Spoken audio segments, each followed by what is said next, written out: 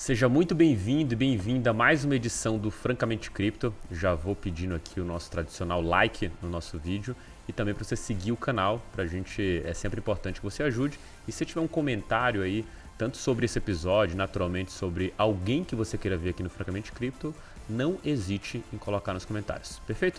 Vamos começar o episódio de hoje. Hoje eu consideraria esse episódio aqui que vai ser brando, tranquilo, suave para a gente comentar coisas aí do mercado cripto que talvez os iniciantes tenham mais curiosidade de saber. Mas antes de apresentar a nossa convidada de hoje, queria dar boas-vindas aos meus companheiros de podcast aí. Primeiro aqui à minha esquerda, Luca Benedetti. E aí, Luca, tudo tranquilo com você? Fala, tudo tranquilo, tudo de boa, graças a Deus. Boa. E você, Rony, como que tá aí no Rio de Janeiro? Tudo suave?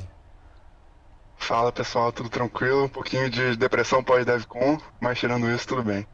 Maravilha. Isso aí vai ser pauta para um outro podcast. Mas agora eu queria apresentar a nossa convidada, mas claramente, como a gente sempre está acostumado a fazer aqui, a gente não apresenta o convidado, a gente pede que ele se apresente. Eu estou aqui na presença da Carol Fernandes, que é produtora de conteúdo da cripto do canal Carol Invest. E aí, Carol, como que você chegou nesse mercado de cripto? Olá, muito prazer estar aqui. Muito bom, muito bom. Tava elogiando aqui o cenário, vocês não estão vendo aqui, mas é muito bonito. Parabéns. Bom, eu acho que todo mundo que está no mercado de cripto tem uma história meio diferente, né? Caiu meio que de paraquedas. Eu sou publicitária, produtora de multimídia, já fui fotógrafa também e hoje eu sou educadora cripto. Foi algo muito curioso. Em 2018, eu estava morando na Irlanda e aí eu vi uma pessoa pagar um hostel com Bitcoin. Eu falei, caramba, que interessante, né? A pessoa está pagando a hospedagem com Bitcoin. Essa moedinha de internet realmente funciona. E aí, obviamente, eu fiquei muito curiosa, só que, enfim, eu estava fazendo intercâmbio, era uma coisa que não ia me chamar muita atenção a ponto de parar a minha vida ali para poder estudar. Voltei para o Brasil em 2019, voltei com essa missão, com essa pulguinha atrás da orelha e comecei a investir em um fundo de investimento no qual um dos ativos era Bitcoin, cripto. E aí foi aí que eu comecei a estudar o mercado de criptomoedas e não parei mais, né? Eu falei, cara, como assim ninguém fala de cripto? Então, eu senti a necessidade de criar a Carol Invest, de compartilhar aquilo que eu estava aprendendo na internet. Só que até então, as pessoas... Eu falava de cripto, as pessoas falavam, mas Carol, o que você está falando? Sai dessa vida, Carol, sério, é perigoso. Tem parente ainda que ainda me fala, Carol, né, você é formada em publicidade, fez faculdade, não precisa disso. Mas enfim, tem todo esse estigma ainda que eu acho que mesmo assim a gente vê que está mudando bastante, né? Mas aí, voltando ao assunto da Carol Invest, eu senti a necessidade de falar um pouco sobre educação financeira antes mesmo de falar de cripto. Então, a Carol Invest, ela surgiu com essa ideia, essa proposta de falar sobre o mercado de investimento, sobre mentalidade também, porque tem toda essa questão antes mesmo da gente começar a falar sobre investir, né? Cripto não é só investimento, a gente sabe disso. É uma vertente ali que a gente viu que um dos fundamentos, né, os fundamentos do Bitcoin é tão bom que a gente pode se usar como investimento. Perfeito. Tem uma coisa que sempre me intriga e eu gosto sempre de capturar das pessoas que começaram em ciclos diferentes, né? Assim, conheço gente que começou especificamente pela tecnologia em si, não via tanto quanto investimento, até gente que falou assim, cara, entrei só pelo investimento, gente que entrou na bacia das almas e, tipo, cara, pra mim foi totalmente diferente o ciclo dos que eu vivi de cripto, e teve gente que começou no hype do hype, e acho que a boa parte das pessoas que conversa tem um pezinho lá em 2017, né? Pelo que você falou aqui, você entrou em cripto em 2019. 2019. Você começou a entender sobre isso. Então a gente está falando ali da volta do mercado, né? Se a gente pensar no começo do ano é a volta, a gente começar no meio ainda é uma queda aí até o final do ano. Foi muito bom, assim, foi uma experiência que eu falei, caracas, que maravilhoso. Agora eu tô pegando o primeiro ciclo de baixa, né? Mas mesmo assim eu vejo que eu tenho uma amadurecimento. Eu acho que o mercado como um todo, né, tá amadurecendo. Então eu tô pegando esse amadurecimento também. Isso é muito bom. Mas para você, qual que foi esse momento de virada de falar isso, caramba, isso aqui, essa moedinha da internet aqui, ela faz algum sentido, assim. Você lembra como que foi essa virada, assim? O que você viu, leu, ouviu, escutou, que fez essa mudança de chave para você? A partir do momento que eu entendi os fundamentos do Bitcoin e qual foi a proposta, né, de Satoshi Nakamoto, eu falei, cara, isso daqui realmente pode trazer uma alternativa para a gente, né? Pode não, ela é uma alternativa. Então, quando eu entendi de verdade o valor, não o preço do Bitcoin na época, eu falei, é disso que eu preciso entender mais. E aí, conforme o tempo foi passando, hoje eu falo que a pessoa que entra no mercado de cripto, ela não tem só as criptomoedas, não tem só o universo cripto. Ela tem agora Web3, tem NFT, metaverso, ela é bombardeada de informações, além das criptos. Então, isso tudo devido à tecnologia blockchain, né, que está por trás das criptomoedas. Cara, é muito legal ouvir você falar isso, né? Porque eu consigo facilmente ver muitos perfis de investidores de cripto, de pessoas que entendem de cripto, né? Aqueles que estão lá só pelo investimento, né? Só pelo rendimento. Aí esses, em todo bull market se animam, em todo bear market se desanimam muito rápido. E aqueles que são mais builders e que são mais ligados aos fundamentos dos ativos, né? Como o Bitcoin, Ethereum, cripto de modo geral. E esses aí são até meio que uma correlação inversa, né? Quando o mercado está caindo, como eles entendem como funciona, como eles sabem o que tem que fazer, eles ficam muito mais calmos e muito mais animados com o mercado de cripto de modo geral. E nos bull markets é mais da mesma coisa, né? Mais do que... É uma felicidade também, óbvio, né? Porque ninguém gosta de ver desvalorização, mas é uma coisa muito mentalidade de builder, né? De continuar construindo e querer fazer novas coisas, melhorar as criptos que já existem, os aplicativos. Acho isso muito, muito interessante e é muito clara essa divisão, assim. Muito. Eu acho que a gente está vendo isso, fica muito nítido agora, né? E, obviamente, né, a maioria das pessoas ainda entram no mercado de cripto por conta da ganância, né? Ela vai procurando preço, vai procurando rentabilidade. Óbvio, eu também entrei por conta do dinheiro. Mas é como você bem colocou, né? Eu acho que conforme a gente vai entendendo os fundamentos, vai entendendo como builder, né? Pensando como builder, você vai aproveitar o momento agora, esse ciclo de baixo, que é o momento da gente plantar, que a gente sabe que a gente vai plantar agora para colher daqui a pouco. Então, é muito importante. Mas eu acho que faz parte, né? Da mesma forma que as pessoas que entram no mercado de ações, por exemplo, ela tá ali, não vai estar ali porque, eu gosto da Coca-Cola. Porque eu bebo só Coca-Cola. Não, ela quer fazer dinheiro.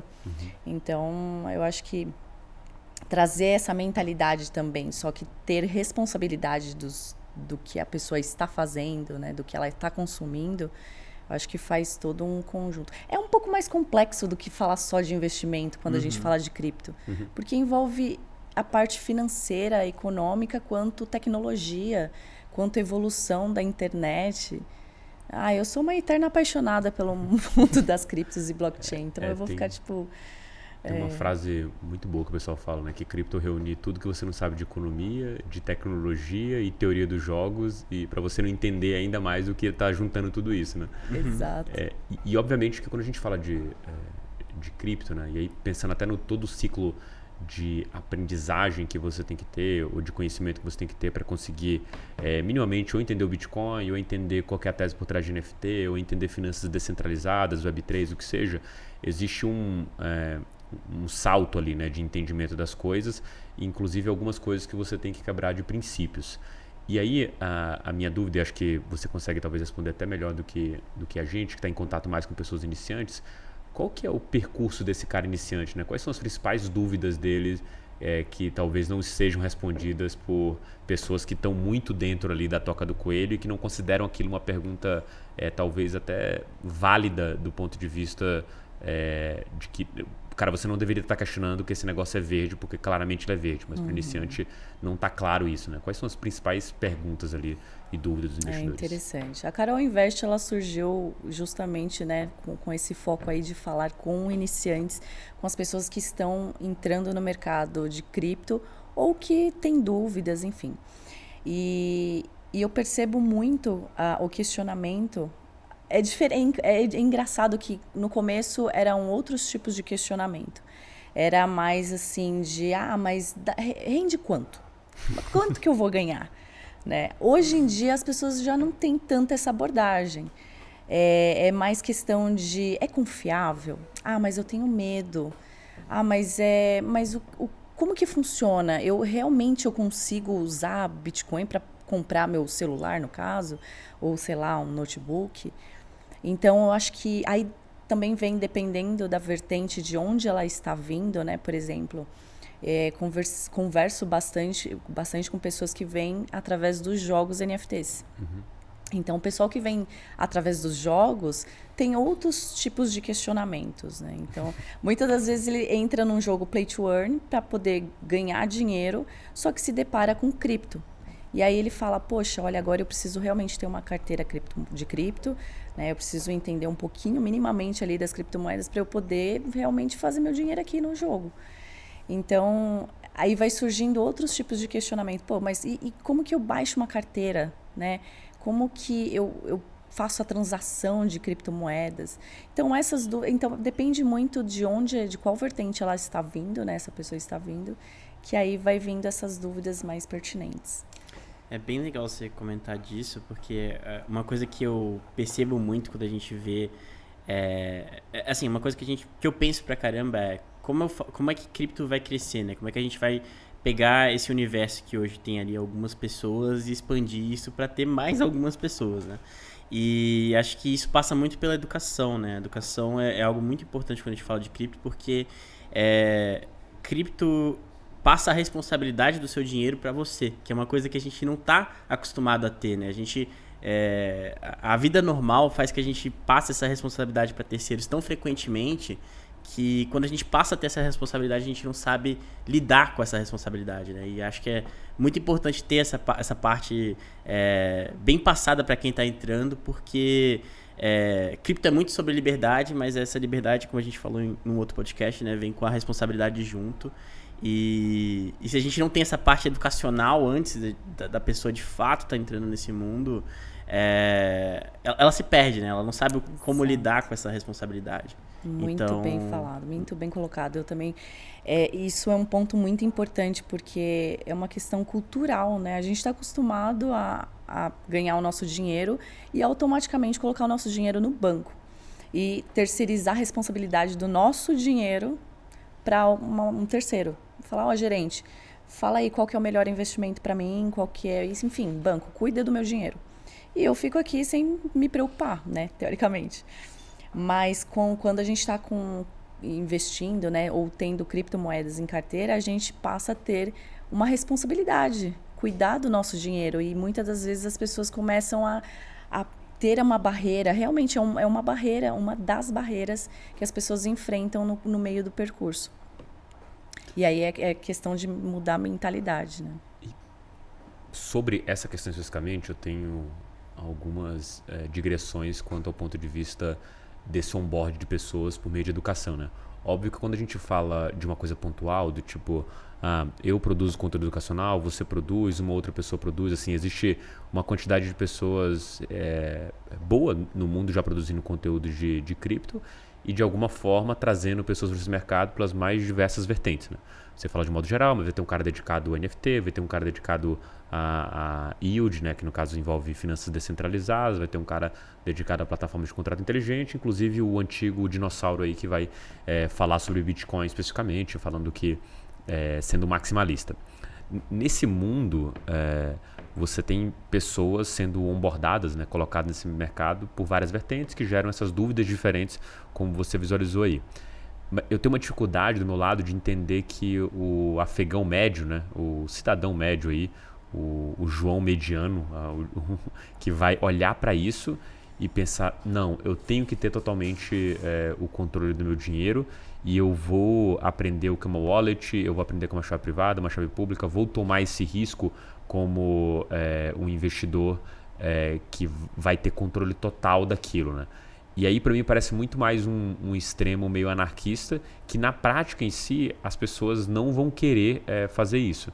E aí eu queria ouvir de você, assim, qual que é a sua, acho que visão utópica, no sentido de o que seria legal ser, e o que de fato talvez você veja que vai acontecer nesse sentido, da gente ter um cara que vai ter controle total versus um cara que vai seguir o mesmo ritmo cultural dele de sempre terceirizar essas coisas para os outros? Olha, eu acredito que essa mudança de mentalidade, de pequenas ações, né, de ter responsabilidade do nosso dinheiro e pensar como alguém que investe ou tem cripto, vai ser muito natural. Porque é da mesma forma como aconteceu com o Pix. O Pix foi algo implantado aqui no Brasil e hoje, e é muito recente. E hoje, se você fala com alguém, né, num comércio, algum lugar, você fala, poxa, você não aceita Pix? Que mundo você vive? Você é da pré-história. Então, assim, eu vejo que e hoje foi algo... Se você pensar, o Pix, o banco está responsabilizando a pessoa. Se ela faz uma transação errada, não tem como voltar, né? É bem difícil. Então, é praticamente a mesma ideia. Então, eu vejo que essa questão de mentalidade, de mudanças desses pequenos comportamentos vai acontecer naturalmente. Até porque, por exemplo, quando a pessoa está jogando, ela vai se deparar com esse momento de ter que abrir uma conta numa corretora ou abrir uma carteira de criptomoedas, ou enfim, ela compra NFT, ou ele é uma artista, ela quer desenvolver mais NFTs, tokenizar algum ativo, ela vai se deparar com esse momento. Então, acho que vai ser algo mais natural do que a gente imagina. Nunca tinha parado para pensar no Pix como essa forma de responsabilizar o usuário, que na verdade faz bastante sentido, né? Você, querendo ou não, esses golpes de Pix, né? O cara vai, transfere e não tem mais volta, não tem o que fazer, você que transferiu. Eu vejo como uma blockchain centralizada no banco. Perfeito.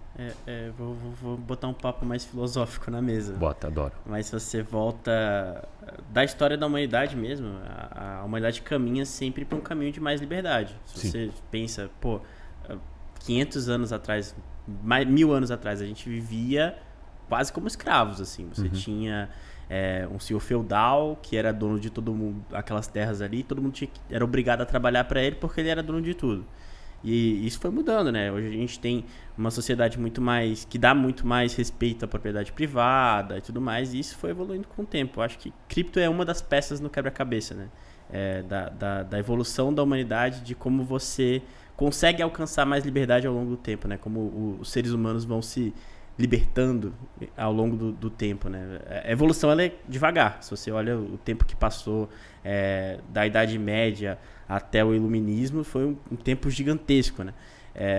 Mas é uma tendência nossa. A gente quer liberdade, o ser humano quer liberdade, e cripto, querendo ou não, ela te dá liberdade financeira, né? Você tem a oportunidade de ser o dono do seu dinheiro, de você ser seu próprio banco, entre aspas, né? Você consegue fazer transferências, hoje em dia você consegue tomar crédito, você consegue fazer investimentos, você consegue fazer muitas coisas direto da sua carteira, né?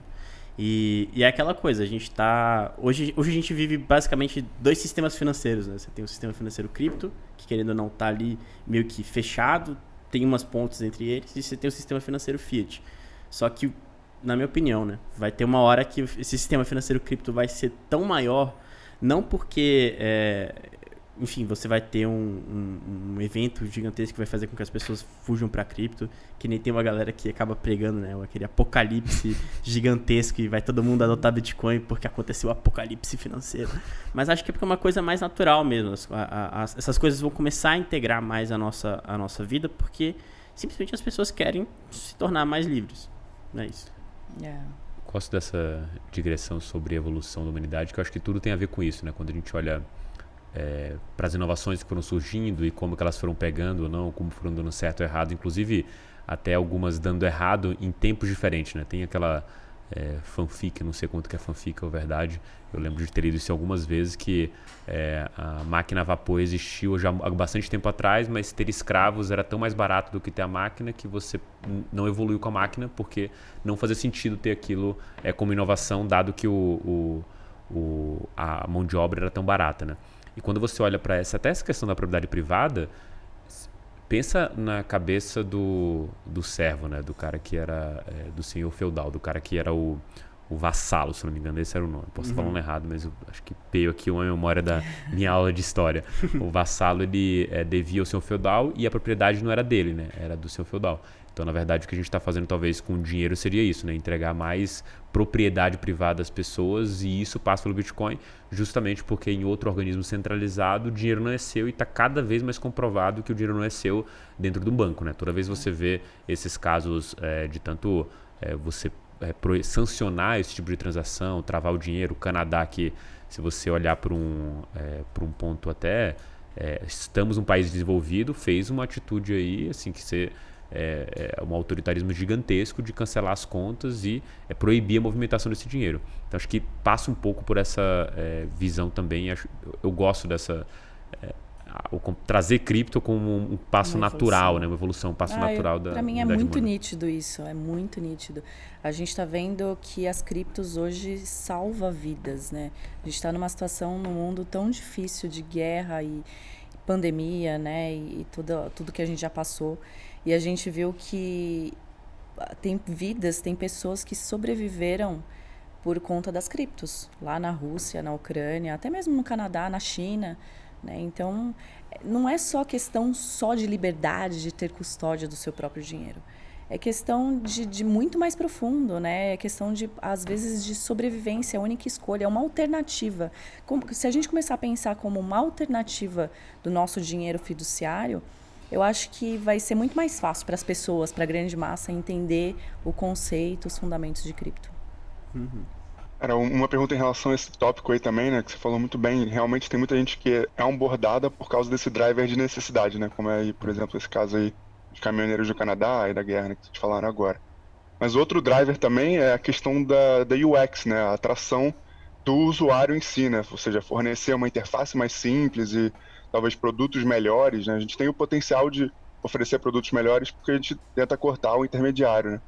Mas a UX de cripto, de modo geral, ainda é muito complexa. Até essas dúvidas que você falou agora no começo são muito consequência disso, né? Você tem que criar uma carteira, e aí você tem que criar uma carteira para uma rede, para outra rede você tem que usar outra. Você talvez não consiga usar uma bridge também, então ainda é algo muito complexo. Eu queria saber como é que você vê assim, a evolução desse onboard de usuário. Você acha que vai vir mais gente pela necessidade, né? Então, tipo assim, vai começar a ter vários conflitos, ou moedas fiduciárias vão começar a perder muito valor, e é isso que vai atrair gente para cripto? Ou você acha que vai ser uma evolução dos protocolos indo para uma UX mais amigável, que vai possibilitar aí o onboard do próximo bilhão de usuários aí de cripto?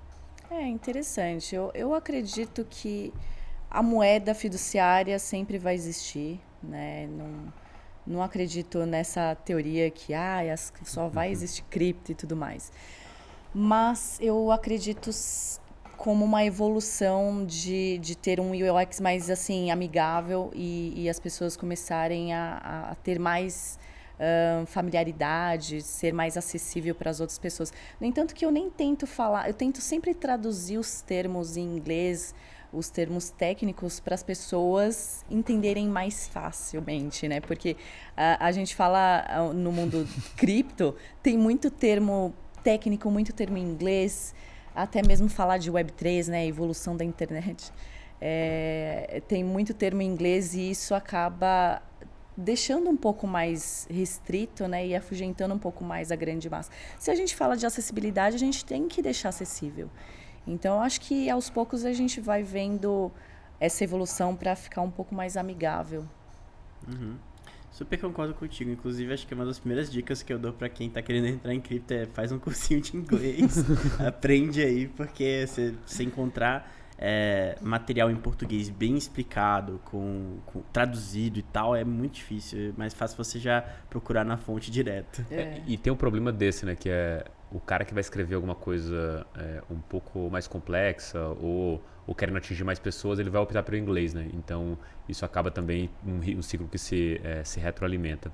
Mas deixa eu puxar um assunto aí que você falou, Carol, que me chamou a atenção, que é, inclusive, a própria pergunta do Rony nessa direção, do que vai trazer mais pessoas para esse mercado, né? Isso me lembra muito o próprio onboard de pessoas aqui no Brasil mesmo do mercado financeiro, né?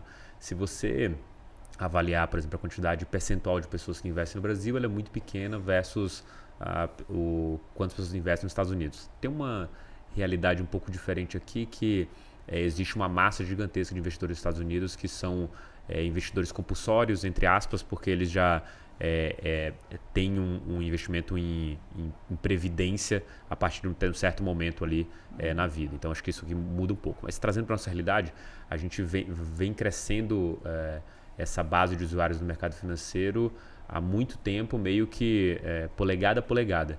E aí, quando você olha para o ciclo de queda dos juros, essa curva se acelera, justamente porque você tem uma necessidade das pessoas aprenderem.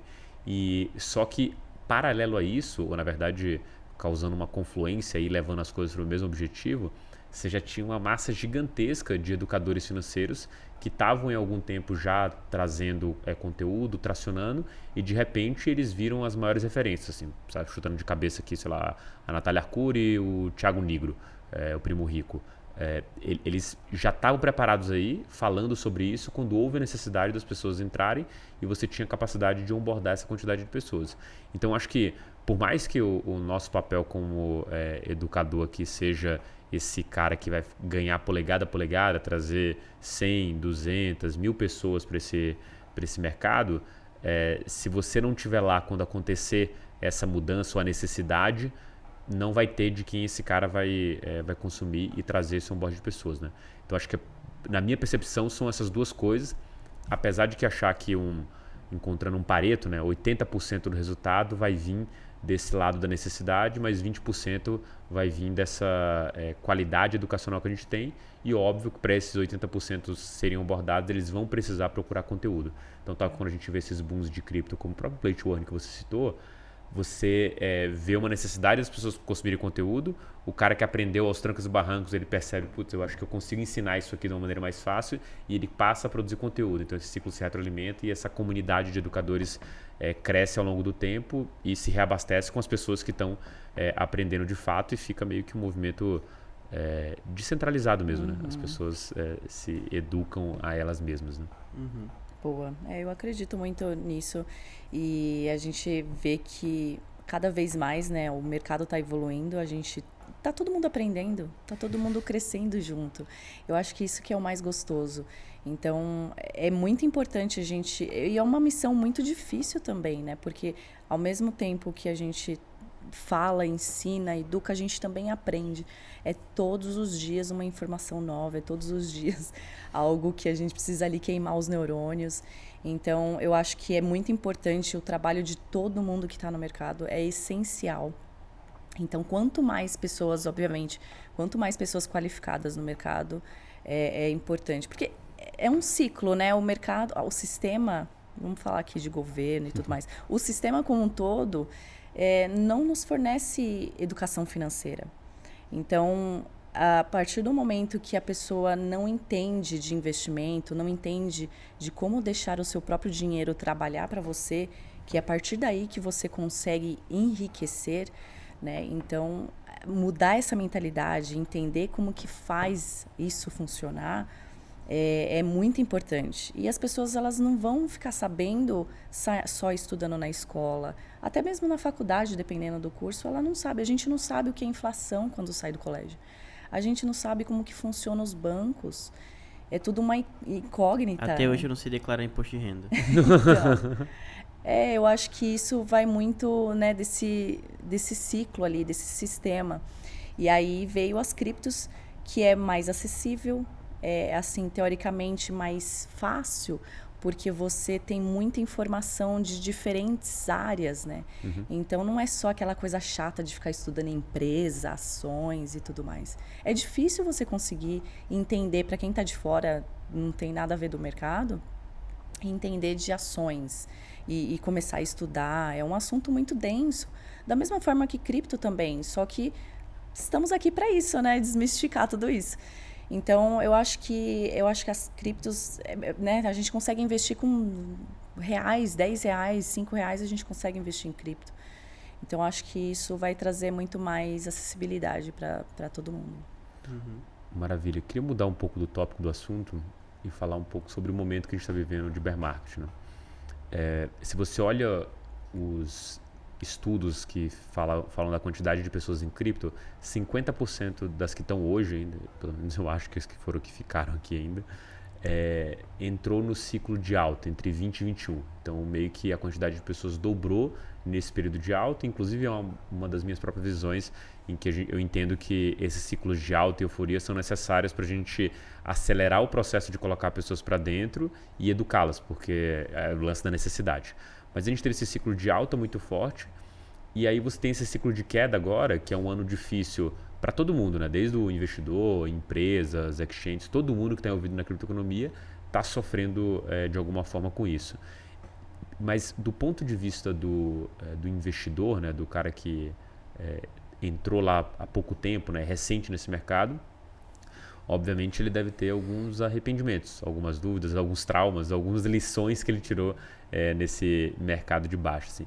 Você tem ideia de quais são esses arrependimentos e lições que esse cara pelo menos deveria ter tirado nesse momento? Olha, eu acho que todo mundo que pelo menos tem Bitcoin em carteira é um eterno investidor arrependido, né? Porque a partir do momento que você entra e entende, né, o que você está fazendo, os fundamentos de Bitcoin, você fala, poxa, por que eu não fiz isso antes?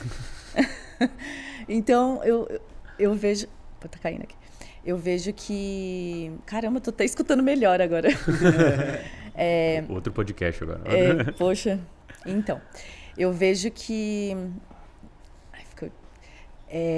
eu vejo que assim, as pessoas elas estão muito mais, né? Poxa, eu poderia ter investido antes, poderia ter comprado na baixa. E quando a gente fala de ciclos, é como você falou, André, é muito importante. Quando a pessoa entende da importância e entende os ciclos de mercado, ela consegue sobreviver, né, no mercado e ela consegue ganhar dinheiro. Porque dá para ganhar dinheiro no ciclo de baixa. É mais difícil? É mais difícil. Você tem que ficar ali fazendo o trabalhinho de grão em grão. Mas é possível. Só que você tem que saber se posicionar, você tem que saber em quais investimentos você vai entrar, enfim, fazer o básico. Deixa eu passar uma rodadinha de pergunta aqui, que eu sempre aproveito esse tema para fazer uma pergunta para todo mundo aqui da mesa, inclusive quem está virtualmente aqui na mesa, o Rony. Luca, qual que foi o seu... não precisa ser nesse bear market, qualquer lição que você tenha tirado de cripto, que seja um mix de lição e arrependimento de como investidor desse mercado. Putz, tem várias. Vamos precisar de mais 1 hora de podcast. Tem vários arrependimentos aí. Se quiser contar mais de um, fica à vontade. Acho que a primeira coisa é você se deixar levar pelo clima, assim, deixar de enxergar algumas coisas porque você tem uma convicção na sua cabeça de que não, é auto-infinita, não vai cair nunca, a gente vai bater $100 mil e tudo mais, assim, acho que essas coisas, elas atrapalham bastante quando você deixa de enxergar alguns sinais muito claros, algumas coisas que estão, assim, praticamente óbvias, que você, porque está muito envolvido nessa euforia de alta e tudo mais, você deixa de enxergar. Acho que pra mim foi muito claro isso quando a gente teve o primeiro pico desse ciclo, né? Quando a gente bateu lá os $64 mil e tal ali, que o Elon Musk tava comprando e tava todo mundo falando, pô, Bitcoin vai pra lua, a gente vai chegar no 100k, vai todo mundo comprar Bitcoin agora, o Elon Musk comprou, o Nasdaq inteirinho vai comprar Bitcoin agora. Não foi o que aconteceu, né? A gente passou um tempo ali. Não avisaram, né? Exatamente, passou um tempo ali e a gente começou a viver umas quedas muito fortes, até que a gente fez um bottom ali nos $28 mil, né? E eu lembro que toda queda mais forte que tinha ali, eu tava bem relutante em aceitar a realidade. Eu tava assim, não, a gente vai voltar a subir. Isso aqui é só um acidente do caminho. Mas espera, na queda de maio você tá falando? Isso. Beleza, a primeira queda, tá bom. E eu voltava pro gráfico de 2018 e falava, nossa, não, isso aqui é a mesma coisa, pô. 2018 a gente teve várias quedas de 30%, 40%, e depois ele subiu, fez outro all-time high. Então vai acontecer a mesma coisa, é o mesmo 2017, playbook. Né? 2017. Beleza, tá bom. É o mesmo playbook de 2017, vai acontecer a mesma coisa. Não foi o que aconteceu, assim. E tinha sinais claros de que não ia ser o que ia acontecer, assim. Você tinha todo aquele lance dos mineradores na China, você tinha o Elon Musk falando um monte de besteira no Twitter, você tinha um pouco deu um pouco da morrida ali, né, da animação com cripto e tudo mais. Então, eu tava muito relutante em aceitar a realidade. Acho que esse é um dos meus maiores arrependimentos, é você se deixar levar pela onda e ficar acreditando nesse meme da alta infinita, de que nunca vai chegar o bear market, porque uma hora ele chega de fato, e por mais que a gente tenha tido um outro mini ciclo de alta ali, né, batemos outro time high e tal, depois o bear market veio de fato, e agora a gente tá aí revisitando as baixas abaixo do all time high que a gente teve no último ciclo, né? Então acho que esse foi o meu maior arrependimento, e acho que talvez a maior lição que eu tirei desse último ciclo foi não se deixar levar pela euforia. Esse eu aprendi no ciclo de 17, 18, mas depois eu falo meu. Rony, o que você tem aí pra gente? Cara, o meu maior arrependimento aconteceu também agora há pouco, e ele pode ser resumido por uma frase: CeFi não é DeFi, né? Acho que muita gente aí tá junto comigo nessa aí, acreditou, por exemplo, na Celsius e várias outras dessas aí que ofereciam produtos que eram maquiados de cripto, né? Mas na verdade era simplesmente mais um rug pull aí que a gente sofreu ao longo dos últimos anos, né? E também tem um pouco a ver com o que o Luca falou, né? Muita promessa de rendimento de yield alto, lançamento de token da própria empresa, de CeFi, né? Só que no limite vale aquela máxima totalmente clichê, né? Que todo mundo fala, not your keys, not your coins, mas é muito verdade isso, e infelizmente deu para sentir isso na pele aí nos últimos meses aí. Enfim, eu e muita gente também, em diversas aplicações aí, diversas empresas que diziam que faziam coisas com seu dinheiro, mas na verdade estavam só te enganando aí para tentar te atrair, né? Até tem alguns casos desses em DeFi mesmo, né? Por exemplo, o próprio caso do rendimento lá da Anchor, do ST, mas eu vejo isso muito mais claro em CeFi, né? Então, tendo aprendido a lição aí, eu comecei a diminuir minha exposição a CeFi de modo geral e aumentar em DeFi, até porque a gente viu vários movimentos interessantes aí na própria derrocada da Terra Luna, né?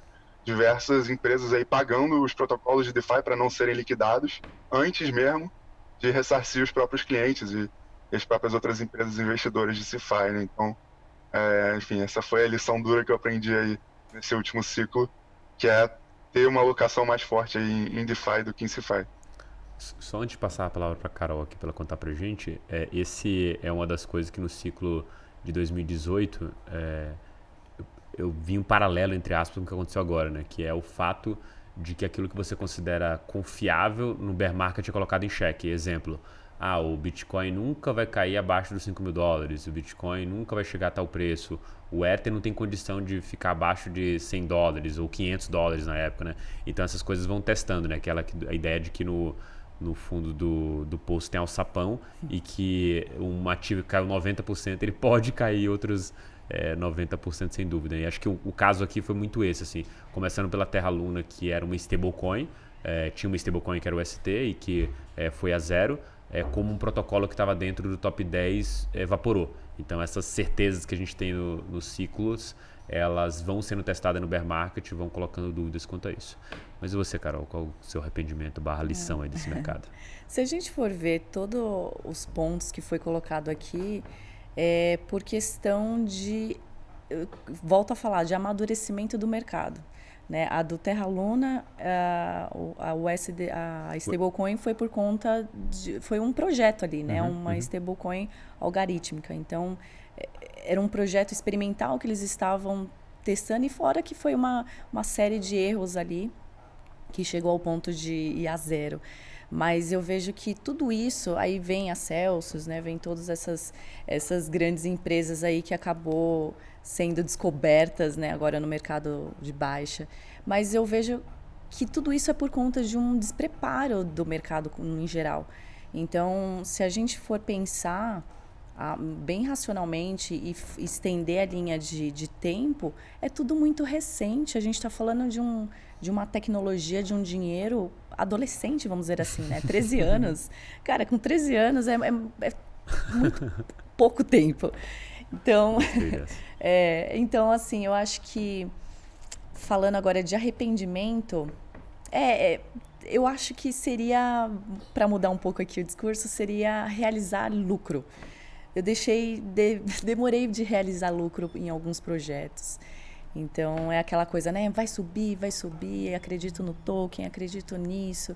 E aí, o negócio caiu e eu deixei de ganhar dinheiro. Foi um arrependimento e uma lição, né? Eu acho que tudo isso que a gente passa, todas essas quebradas de cabeça... Quem nunca caiu num scanzinho? Quem? Quem nunca investiu num tokenzinho frajuto?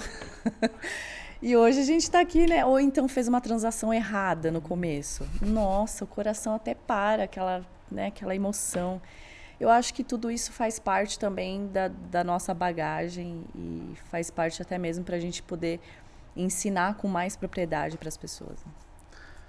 Cara, legal. Esse lance de demorar a realizar lucros foi a coisa que eu mais ouvi numa caixinha que eu ouvi no Instagram, né? Que eu abri no Instagram.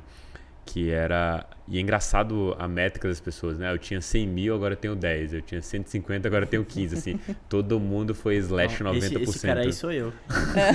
Eu quero que corte essa parte. Já entreguei. Porque esse último fui eu.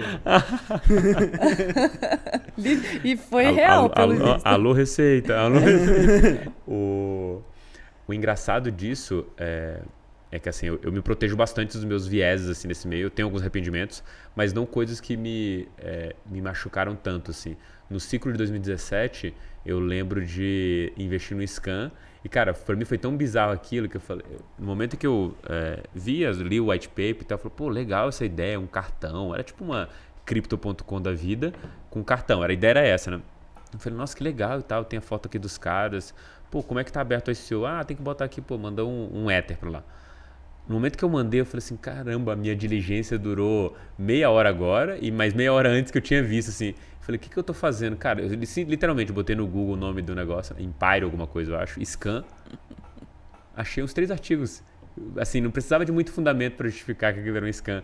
E o primeiro ponto era a foto das pessoas que não tinha nada a ver com o nome que estava sendo exposto lá. E aí eu falei assim, nossa, bacana. Aí eu expus meus amigos como forma de autopunição, né? Não ia esconder esse tipo de coisa. E muito do que eu fiz lá em 2018, eu obviamente não repeti os erros, apesar de achar, e aí é uma opinião até controversa, que se você não caiu no scam, não foi escamado de alguma forma, não sofreu um rug pull, eu acho que você não está aproveitando as grandes oportunidades desse mercado, porque tudo envolve risco. Tipo, se você está dentro de um projeto que você está acreditando nele, envolve, óbvio, o risco dele dar errado mesmo por uma questão de engenharia, de um hack ou alguma coisa acontecer. Por exemplo, o caso da Terra Luna, tem algumas coisas a serem explicadas no meio do caminho, mas olhando o sistema puro e simples, tem uma questão ali algorítmica que não funcionou. Tipo, uma falha no sistema que foi explorada, e no momento que ela foi explorada, você teve a derrocada total. Então, assim, um erro talvez de engenharia, de arquitetura econômica daquele negócio. Outras coisas são meio um scam mesmo. Assim, o cara foi lá, fez propaganda e tudo mais e desistiu do projeto no meio, ou simplesmente deu o rug pull de fato, ou foi desistindo aos poucos do projeto. Né? A gente teve durante o ciclo de 2017 muito projeto que ia ser Ethereum Killer e não se concretizou. Outros acabaram se concretizando, mas de novo, eu acho que isso tem muito a ver com esse amadurecimento do mercado que você falou. E acho que essa analogia de falar, pô, Bitcoin é um adolescente, né? Com 13 anos, o que você estava fazendo de bom na sua vida, né? Estava comendo terra. Então, naturalmente você vai ter essa evolução ao longo do tempo. E isso, com certeza, não é uma coisa que vai ser gradual, né? Um exemplo claro para mim hoje dessas até tecnologias mesmo, olha o que era a MetaMask em 2017, por exemplo. Cara, era assim, terra sem lei total. Hoje, se você entra lá e tenta interagir com o contrato, ele te fala, olha, esse contrato aqui, ó, você está dando permissão para isso, isso e isso. E esse terceiro ponto aqui que eu estou falando, ele é extremamente ruim, porque o cara pode simplesmente pegar todo o seu dinheiro. Isso que era meio que tipo assim, cara, deveria já ter isso, né? Mas não tinha, porque o mercado é muito imaturo, outras preocupações, tem tecnologia por trás. A prioridade agora dos caras de evoluir por essa forma é uma coisa de agora, é o momento de agora deles evoluírem. Mas quando você olha para trás, isso não tinha, era basicamente uma terra sem lei dentro desse mercado. Né? Era muito mais tooling para dev do que coisa para você usar e o usuário conseguir interagir com coisas. Era mais pro desenvolvedor pegar ali e testar se o negócio dele tava funcionando. Perfeito. Carol, eu queria te perguntar também, a gente sempre gosta de pegar do convidado aqui, quais que são essas teses que eu digo vertentes, né? Acho que NFT, plataforma de contrato inteligente, Web3, alguma dessas teses te chama mais atenção, assim, e por que te chama tanto atenção alguma dessas teses? Eu sou suspeita para falar porque eu gosto de tudo, de verdade. Eu sou muito apaixonada, mas pontuando dessas vertentes seria NFT. NFT, hoje a gente está começando a ver muito mais usabilidade, né, nessa tecnologia, no token não fungível. E a gente está trazendo muito mais fácil para a grande massa, por exemplo. Tem shows, né, aqui no Brasil que o ingresso é um NFT. Tem vários outros benefícios, cursos que você faz para você ter acesso ao curso, ao conteúdo, você precisa ter o NFT. E aí você quer marcar a presença, você ganha um outro tipo de NFT, né? Então, acho que a parte do NFT hoje vai trazer muito mais possibilidades. A gente pode, né, tokenizar tudo hoje em dia, enfim. Então, eu acredito que o NFT vai ser um braço, uma vertente bem mais fácil de... Eu acho que é tudo um passo, né? Um passo de cada vez. Quando a gente fala de metaverso, por exemplo, as pessoas ainda relacionam muito o VR, né? Que é aquele óculos. Mas o metaverso não é necessariamente o VR. O VR é um acessório. Mas tem outras tecnologias, né? Os jogos que é muito mais envolvido com o metaverso. Lembro que na época eu sou gamer também, adoro jogar videogame. E jogava GTA V, roleplay. Nossa, que delícia, né? Você ter ali você representa a sua vida, né, entre aspas, no mundo virtual. Isso é um metaverso. Então, é você trazer a sua vida, a rotina, sua vida real aqui, no mundo real, para o mundo digital. Então, mas ainda assim tem alguns estigmas ainda para se quebrar em relação ao metaverso. Eu acredito que o metaverso veio num boom muito grande por conta do Meta, né, do Mark, do nosso amigo Mark. Mas os NFTs, para mim, é a bola do momento. Eu super concordo contigo, porque se a gente olha para os dados mesmo, os números, hoje você tem muito mais pessoas interagindo primeiro com NFTs do que com DeFi, do que qualquer uma outra dessas outras coisas, sabe? Então, NFT se provou assim, um dos killer apps de cripto, né? As pessoas adotaram mesmo esse negócio e é impressionante como o varejo entende rápido o NFT, né? Eu achei bizarro isso. Não é? É impressionante como é uma coisa muito mais simples do cara entender do que, sei lá, tomar um empréstimo de blockchain e tudo mais, assim. O cara olha para o NFT, gosta, vai lá e compra. E é isso, sabe? Não precisa ser mais complicado que isso. Exato. E tem um dado até interessante, porque, assim, desde o início do ano a gente tá no bear market, né? O bear market. Sério? Putz, não me avisaram, hein? Devia ter me avisado, hein? E do início do ano pra cá, a gente dobrou o número de carteiras que interagiram com NFTs desde o início do ano. Então, é absurdo isso, assim. A gente tá num cenário que, em teoria, era pra gente estar desacelerando o uso, né? O número de usuários, as pessoas que estão ali usando o cripto em geral. Porque, obviamente, você tem uma procura menor, né? O bear market ele acaba trazendo essa consequência também. Mas parece que ninguém avisou pro pessoal dos NFTs que o bear market chegou, assim. É verdade.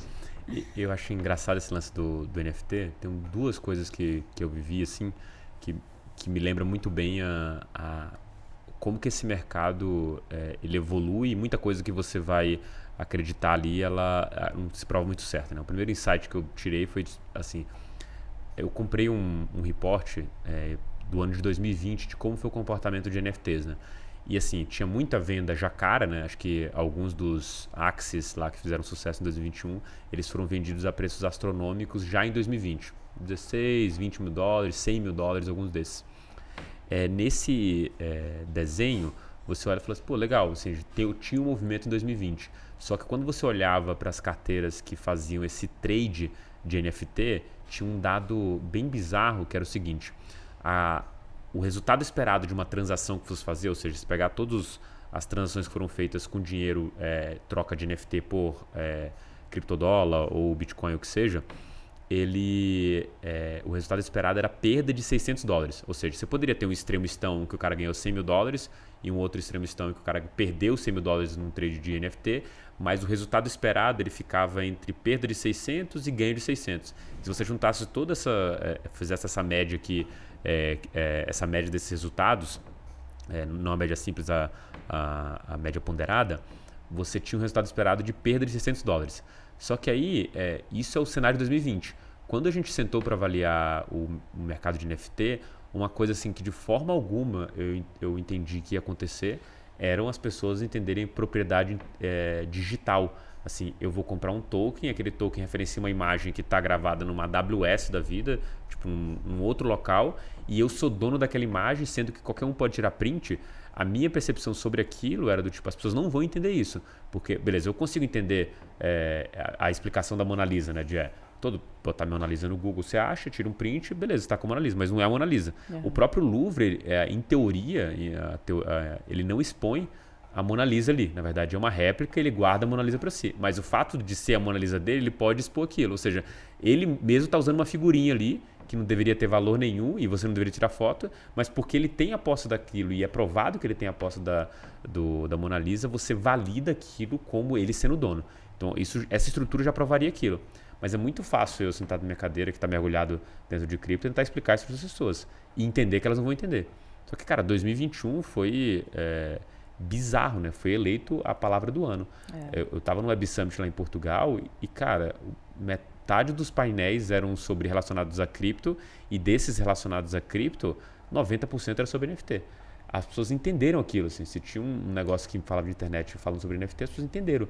E isso para mim foi, tipo, bizarro em 2021, assim, as pessoas entenderem o que é NFT e, na percepção dessas pessoas, ser mais fácil do que Bitcoin, DeFi e outras coisas. Assim. Eu acho que além de entender o que é NFT, é por conta da usabilidade ali, né? Do valor agregado que aquele NFT vai oferecer para a pessoa. Se você fala assim, ó, esse JPEG aqui, que ele te dá acesso a shows, a eventos particulares, a um conteúdo exclusivo. Ela vai falar, poxa, agora sim eu vejo vantagem, agora sim eu vejo valor naquilo ali. Agora, se você fala somente como um certificado digital, às vezes, dependendo da pessoa, ela não vai achar muito valor, né? Não, às vezes vai ficar meio complicado mesmo para a pessoa entender. Mas dependendo da pessoa, por exemplo, um artista, um fotógrafo, né? Um cantor, enfim, um design, ele pode transformar aquele trabalho em específico dele em NFT. Para ele vai fazer muito mais sentido ser o NFT como um certificado digital. Mas aí, para a grande massa, você trazer o NFT com um conceito agregado, um valor agregado, vai ser muito mais fácil, as pessoas vão aceitar muito mais. Eu acho que por conta disso, o NFT está mais bem falado, né? Cara, é exatamente isso que eu ia falar agora, né? Por exemplo, quando a gente vê DeFi, a gente vê uma coisa muito, muito interessante, né? De qualquer modo, você tirar intermediário é muito positivo, mas uma coisa muito nichada, digamos. Muito aplicada a mercado financeiro e não sai muito dali, né? Quando você está falando de NFT, né? Com vários exemplos que vocês já falaram, você pode usar como ingresso, como uma passagem de avião, né? É muito mais fácil de transferir, como uma obra de arte, como uma assinatura digital, como uma prova que você, por exemplo, teve em um evento, né? Como foi o caso da DevCon, como um diploma, como um certificado. Você tem tantos nichozinhos de uso, para games também, né? Como a gente falou agora também. Você tem tantos nichos diferentes de uso, que é uma tecnologia que acaba se tornando muito mais poderosa, até porque você também acaba criando um efeito rede entre todas essas aplicações, né? Então, eu tenho aqui a minha passagem, eu posso transferir para outra pessoa muito mais fácil, eu posso usar ela como prova para a alfândega que eu estive em certo país, ou coisa do tipo. Então, essa interação entre os diversos casos de uso, eu acho que é o que dá mais valor aí para esse subsegmento de NFTs aí frente, por exemplo, a DeFi e outras aplicações assim. E eu acho que é isso que vai ser o principal driver de crescimento aí do mercado cripto nos próximos anos também. E eu acho engraçado que todos esses casos de uso que você falou aí, eles são facilmente entendíveis em uma linha. tudo que você falou aí, tipo, qualquer um consegue absorver. Se a gente for entrar no quesito de explicar finanças descentralizadas, é o empréstimo não colateralizado, empréstimo sem garantia. Pronto, já bugou a cabeça da pessoa. Porque mesmo que ele entenda as palavras em si, não, peraí, sem garantia é o empréstimo... sem garantia, como que funciona isso, né? Não é dentro do blockchain, o que eu recebo? Aí a gente fala, não, você tem uma modalidade que você dá um dinheiro e recebe outro. Mas por que eu vou fazer isso? Assim, são uma série de perguntas que o cara do NFT não vai ter que responder. Que é tipo, se ele conseguir provar que aquilo é um certificado de presença, assim, não precisa mais do que isso para você conseguir explicar as coisas. Acho que é um ponto bem interessante, acho que resume bem o porquê que o NFT ele continua andando muito bem, né, como tese. Eu acredito que as nossas identidades, né, as nossas comprovação da nossa existência vai ser tudo em blockchain, vai ser um NFT. Para que existe cartório, gente? É uma coisa tão arcaica, tão desnecessária. E eu acho que, obviamente, tem outros interesses aí por trás, né? Mas eu acredito sim que eu acho que a nossa identidade, o nosso RG, né, o nosso CPF vai ser um NFT. Dá pra fazer até eleição na blockchain. Com certeza. Pra que urna? Urna eletrônica. Eu assino aqui com a minha carteira, eles sabem que fui eu, né? Tira os políticos, cara. Que eleição? Vota de você direto na proposta. Faz uma eleição totalmente descentralizada. Vira uma DAO. Brasil DAO. Brasil DAO. Brasil DAO, Bom, a gente poderia continuar esse papo aqui. Eu tô vendo que a gente tá puxando os anos à frente. Se a gente demorasse mais 30 minutos, a gente chegar em 2150. Mas vamos devagar. Vamos manter o papo aqui pelo menos em 2020, 2025. Mas já vai caminhando pro final, Carol. Mas como já te avisei antes, né, a gente tem aquele quadro ali da mineração da semana, que eu queria que você propusesse aqui alguma coisa para os nossos telespectadores, os ouvintes também que estão no Spotify, de algum texto, algum podcast, alguma coisa que você achou interessante ou acha interessante que as pessoas vejam, ouçam, escutem. Bom, tem muitas coisas, mas eu acho que eu como mulher, né, educadora cripto, eu vou recomendar não um texto, não uma página, mas eu vou recomendar um servidor, que é o servidor da Eve, eve.nft, que a gente está falando aqui de DAO, né? Justamente uma DAO que é voltada para mulheres. Então, para quem não sabe o que é uma DAO, é uma organização ali descentralizada, né? Então, tem todo mundo que detém aquele NFT, aquele token, tem direito a voto, a voz ativa ali na comunidade. E a Eve, ela tem como objetivo trazer esse empoderamento, né, para as mulheres, tanto na parte educacional, quanto em oportunidades de emprego, tudo voltado para as mulheres. E aí tem o servidor, né, no Discord, então tem muito conteúdo lá, eu sou uma das embaixadoras da comunidade, então eu compartilho o meu conhecimento com a comunidade das mulheres. E vou te falar, gente, não sei se o André conhece, mas tem muita mulher boa, né? Para não dizer outra coisa. Tem muita mulher boa de vários segmentos. Tem tanto musicista, tem da área financeira também, área de cosméticos. Então, não é só a galera cripto, tem de várias vertentes, de várias áreas. Então, assim, a gente vai agregando conhecimento para todo mundo e vai sendo compartilhado de uma forma muito gostosa, muito agradável. Então, eu recomendo o servidor da Eve, que tem muito conteúdo bacana lá. No Discord? No Discord. Beleza. Maravilha. Bom, obrigado, Carol, por ter vindo. Obrigado, Rony, aí, pelas suas contribuições direto do Rio de Janeiro.